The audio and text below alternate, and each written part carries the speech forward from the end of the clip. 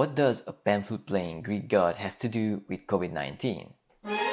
If you want to find out, stay tuned. Hello fellow thinkers, my name is Balázs and welcome to my channel Inner Talks.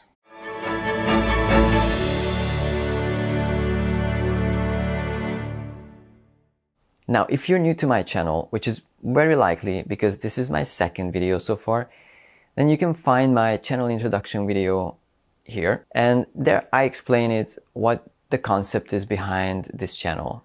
But now I want to get started with this subject that's on everyone's mind right now, and that is what some people call COVID-19, other people call it coronavirus or pandemic. I call it an event, and I want to be very specific about calling it an event rather than anything else, because all those other labels that are out there in the media, they're all just alienating this subject from us, because then some people will say, okay, it doesn't affect me, I'm not infected, or I won't be infected. But that's not true, because this event does affect all of us, and that's something very important to realize for all of us, so that we can get through it collectively and we can find a way out of it. And in this sense, this video and the upcoming videos are about the spiritual aspect of this event. Before I get started though, I do want to point out that although my mindset on this event is optimistic, but that's not to disregard any of the human losses. That's not to disregard any of the tragedies that happened so far. All the hardworking people, people losing their jobs, people losing their livelihood or their own lives, or the lives of loved ones. I'm not disregarding any of that pain, but I do want to focus on the positive, because that's a problem-solving mentality, and that's the only thing that can help us get through this. Now, another disclaimer I have is that I'm filming in my living room right now, which means that it's not a soundstage. So if you hear any kind of noises, people shouting on the street, cars going by, or noises from neighbors, I'm sorry, but I can't do anything about it, and hopefully you will still be able to just focus on me and what I'm saying. So let's jump right into it. What is a virus? Now, according to the Encyclopedia Britannica, a virus is an infectious agent of small size and simple composition that can multiply only in living cells of animals, plants, or bacteria. Viruses occupy a special taxonomic position. They are not plants, animals, or prokaryotic bacteria, and they are generally placed in their own kingdom. In fact, viruses should not even be considered organisms in the strictest sense, because they are not free-living. For example, they cannot reproduce and carry on metabolic processes without a host cell. If you consider all this that you just heard, what could you relate a virus to?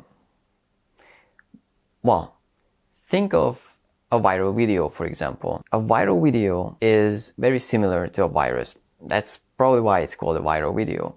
But what is a viral video? There's no video made to be viral. There are only videos made to be videos. The reason it becomes viral is because a susceptible mind watches that video, will feel connected to it, and then feels like there is an information in it that's worth sharing. And the more and more people share this, the more and more viral this information becomes. So, a viral video is nothing else but information, and so is a virus. A virus is just information. Now, I want you to remember this part, because I'll get back to this later on in the video. Will this video go viral? Well, I hope so, but it only depends on you. Now, this is true to any event, but I'm going to use this example on this specific event as well, that I like to break every event down to 3 phases. The very first phase, I call it an impact. The impact is the moment when the event meets the reality. And in this video, I'm going to explore the impact phase. The second phase is going to be the impression, and then the third phase is going to be the rebound. Probably there are other systems out there, but this is what I use. So let's talk about the impact. Inside the impact phase, I'm going to break it down to different layers of existence, because we exist on many multiple levels. We exist as an individual, we exist as a community, we exist as a nation, we exist mentally, we exist spiritually, we exist body-wise. So let's go through some of these layers, and I'm going to start with the physical layer because that is the most obvious one, and that's what we hear about the most in the media. And now, because it's physical level, we have to talk about it as an infection. It causes pneumonia. Now, what is pneumonia? Pneumonia is an infection of the lungs and an inflammation of the lungs, which can become life-threatening. During a pneumonia, your lungs fill up with fluid. So in serious cases, you feel like you're drowning. If this inflammation becomes more serious, then we call it an acute respiratory distress syndrome. You don't have to know these labels. It doesn't matter. What matters is that once it becomes serious, you feel like you're drowning. Now, another thing that it can cause is called a cytokine storm. A cytokine storm, to put it simply, it's basically when your body overreacts, when your body attacks an infection so strongly that it basically destroys itself also in the process. It is a form of autoimmune reaction. So people who are familiar with what autoimmune diseases are like, a cytokine storm is basically like that, except in this case, it can be so serious that you can actually die. Now, another thing that's important to point out here on the physical level is that this infection is airborne. This infection attacks the lungs. And why is that important? Breathing is basically the most elemental bodily function that we have. Most people need to breathe at least 12 times a minute. That's a lot. You can live for days without eating, you can live for days without drinking, but you cannot live for days, not even for an hour without breathing. And breathing is also a very important lesson to learn, because through breathing, what happens is that we breathe in, oxygen gets filtrated into our bloodstream, and oxygen is carried through our blood to our cells. And this way, our cells are able to stay alive and function. If this doesn't happen, then our cells start to die. If cells start to die, then tissues start to die. And then if tissues die, then organs fail. And if organs fail, then we as an organism, we die. Now, I want you to think about it, that you as an organism have to breathe in order to maintain life on your smallest level, on your tiniest level, which is the cellular level. If your cells are able to stay alive, then you're able to stay alive. And this interdependence, this hierarchy is very important. And I'm going to get back to this later on in this video. So don't forget about it. Just keep this in mind. Now, I want you to think about it. What is that feeling that you think could be behind the experience of drowning? And also on a physical level, this is one step further, but what can your body experience when it's reacting in a way that it's basically destroying itself in the process of trying to get rid of something? I help you guys. This phrase starts with the exact same 3 letters, what this event is called currently. Panic. That's the feeling that's behind it all. That's the feeling that's behind drowning, and that's the feeling that's behind your body overreacting. Now, this is an important element, but let's move on to the next level, which is going to be the interpersonal or social level. Socially, what we experienced is social distancing. Now, social distancing is something we didn't even know it existed until now, but now everyone's doing it. And social distancing is basically a mistrust. You don't trust that the other person is healthy, and you don't trust that you are healthy. So in this mistrust, you're trying to protect yourself and you're trying to protect the other person by distancing socially. Now, another thing that happened, which is kind of like a crossover area between social and economical, is that once this event started, we stormed the stores. Shelves were emptied. People were lining up to grocery stores. They were just robbing every place for basic food items, for cleaning supplies, for toilet paper. They were just all gone. And if you were trying to shop at that time, you most likely were not able to. And you experienced something that in some countries it's an everyday life. In other countries, this happened for the first time. Now, I live in the US currently, so I know what it felt like for an American to walk into a store and not find 50 different types of cereals, but you could only just pick from 3, and your favorite was gone. But when I was a kid and I grew up in Hungary, when it was still under communism, this was not something very unusual to happen.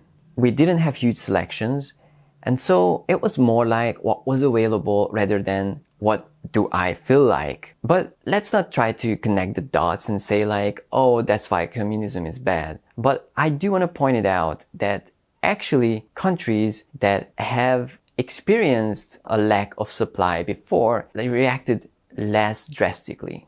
But again, let's try to catch that feeling that can be behind this mistrust socially, and also this mistrust in supply, in being able to feed yourself, to feed your family, or to have your most basic supplies. What can be that feeling that caused so many people to rush to the store and buy beyond their needs? It's panic. Now, I'm saying beyond their needs is because nothing really stopped to the extent that people needed to stock up so many food items that probably a lot of it ended up in the trash. And some people probably have years of supplies for toilet paper. But it happened, and behind that was panic. Now let's move on to the international level. Internationally, what we experience is that countries locked down, travels were banned from certain countries to certain countries, and people just stayed local. Many people returned home to their families, whoever could. I couldn't. But there was again a sort of mistrust going on there. Like, who could we trust who's coming from abroad? And at the same time, we were watching carefully what's happening in other countries, their statistics, what they're doing, if they're doing it right. And on the media, all we could hear about is how other countries' death rates are going up, how they're able to flatten the curve, and just keep us all in constant anxiety. Now again, what's that feeling that can be behind this type of behavior? It's panic.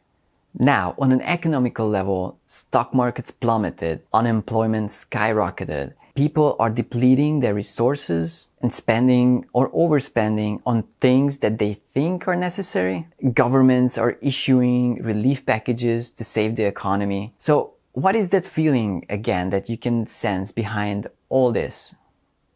It's again panic. Spiritually, we see conspiracy theories, we see Armageddon theories, we see people having cabin fever, anxiety, existential crisis. Behind all this, what's that feeling again? It's panic. Now, I'm pointing out this feeling behind all these layers of existence for a good reason. But let's look at it. What panic is. According to the Merriam-Webster dictionary, panic is either a sudden overpowering fright, also acute extreme anxiety. It can also be a sudden unreasoning terror, often accompanied by mass flight, widespread panic in the streets. It can also be a sudden widespread fright concerning financial affairs that results in a depression of values caused by extreme measures for protection of property such as securities. But the most interesting part is the next meaning, because it can be relating to or resembling the mental or emotional state believed induced by the god Pan. God Pan. Who's this god Pan? I mean, we heard about the pan flute, right? But I think most people don't know who god Pan is. And this is not a religious channel, but let me tell you about who god Pan is. In the ancient Greek religion and mythology, Pan is the god of the wild, shepherds and flocks. Pan is connected to fertility and the season of spring. In Roman religion and myth, Pan's counterpart was Faunus, a nature god. In Roman mythology, there's Faunus and Flora. And Flora is everything that's the vegetation on the planet, and Faunus is the animal kingdom. So when we say panic is the feeling induced by the god Pan, basically it's a feeling induced by the fear of nature. Now we know what panic is and what is pandemic. They're very similar words, but pandemic comes from two Greek words, pan, which means all, and demos, which means people. So it is something relating to all people. But again, according to the dictionary, it means an epidemic of disease that has spread across a large region or worldwide. So let's put these two together, panic and pandemic. But panic is a fear induced by the forces of nature, and pandemic, which relates to all people. Now, you probably know this from the media already, that this virus evolved naturally, according to the latest science, from a coronavirus that affected wild animals before, but with natural evolution, it was able to infect people and spread now amongst people. Now, I want to get back to the thought in the beginning of this video when I said that a virus is information, because this event is an information, and this information, this message, is coming from the wild. It's coming from nature, and I will tell you guys why that is happening. Not only in this video, but in the upcoming videos, I will explain it to further details.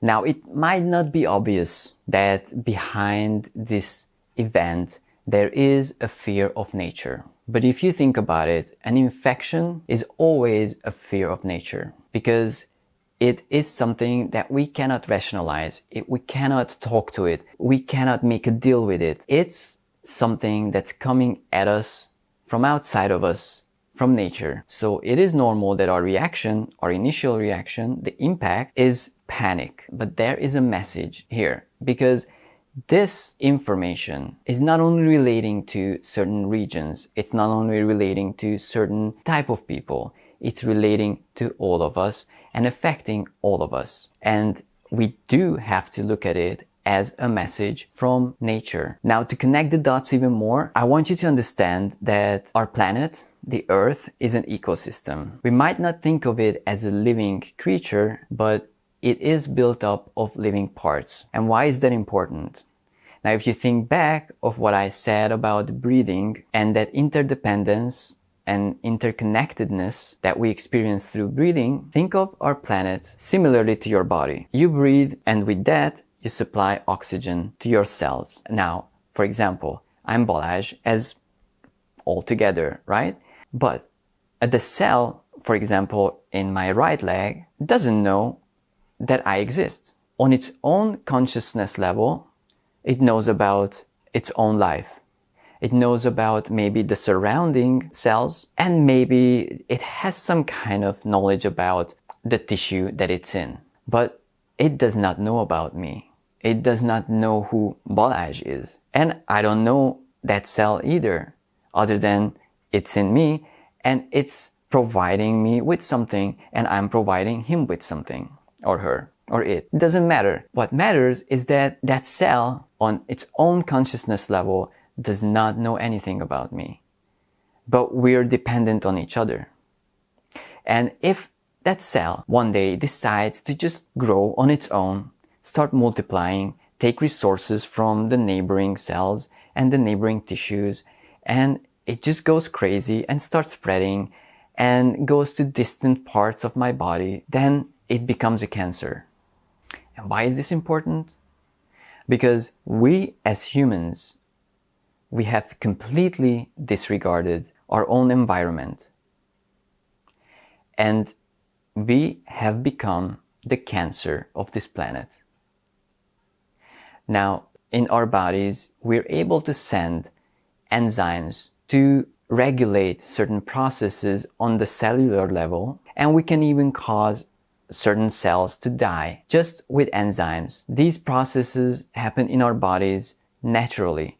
We don't think about them, we don't do anything about them. It just happens to maintain a balance so that life in our body can exist. And this is my theory. What if viruses are nothing else but the planet's own regulatory system to maintain its own balance? What if viruses are like enzymes in our bodies? Now, this idea might seem offensive to some of you who are suffering from the loss resulting from this event, but this is not to blame either one of you.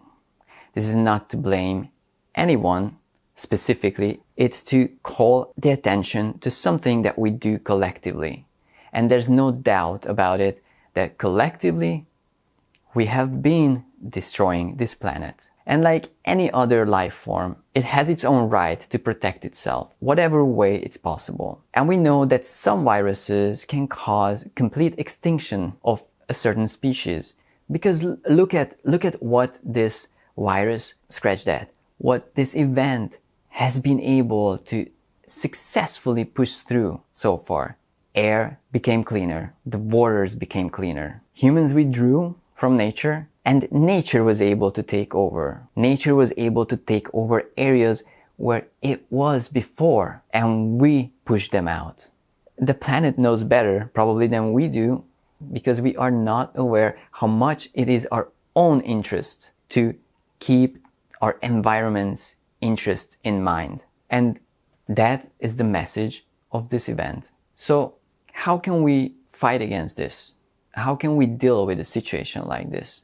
Well, the good thing is that although this is happening to us, but if we hear the message, if we listen to where this is pushing us towards, the solution is already inside the problem. And that solution I'm going to share with you guys in the upcoming videos. But for now, for this video, this was all I wanted to tell you. And I hope that you found valuable information in this video. If so, then please like and share and subscribe. And I hope to see you guys next time. Be safe, be healthy, be well, and use this time to your advantage.